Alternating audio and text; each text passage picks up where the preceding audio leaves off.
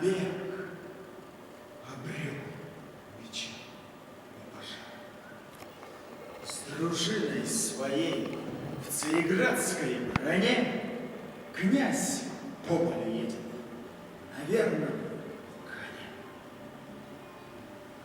Из темного леса навстречу ему идет вдохновенный кудесник, покорный Перун, старик одному, советов грядущего весть, в мольбах и гаданиях проведший весь век.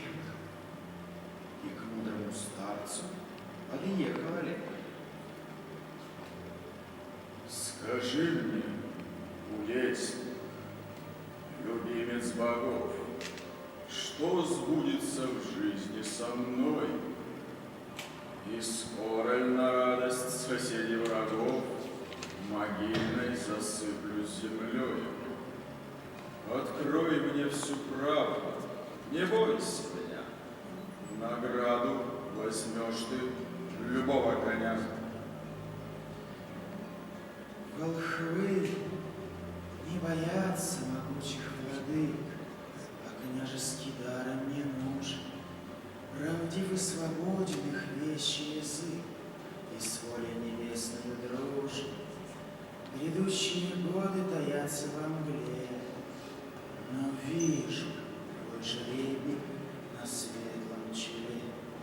Запомни же ныне ты слово мое, воителю слава отрада.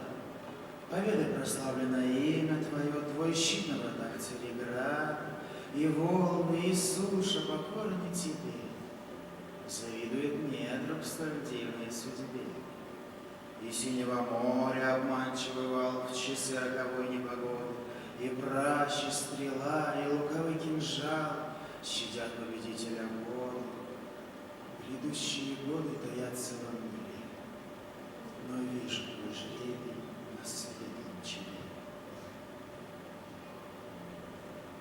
Твой конь не боится опасных трудов.